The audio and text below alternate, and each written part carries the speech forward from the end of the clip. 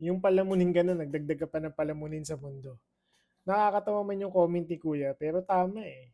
Kung isipin natin, di ba, kung di mo naman kaya mag-anak, huwag ka na mag-anak. Ang point kasi dyan, hindi naman natin mapipigilan, especially mga kabataan. Nakikita natin na ang daming mga bata nagkakapamilya, bata nagkaanak. Alam mo kung anong kulang? Lack of information when it comes to family planning. Kasi kung titignan natin, ang mga magulang natin takot kasi magbanggit about sex, about intercourse, etc. etc. Pero kung titignan natin, especially kabataan ngayon, napaka-aggressive. When it comes to learnings, dapat itong mga sensitibong bagay na to, dapat natututunan nila sa loob ng bahay. Kasi hindi natin control ang isip ng tao eh. Hindi natin control ang isip ng mga kabataan. So, napakadali mag-search ngayon sa internet, napakadali makahanap ng information because of the internet.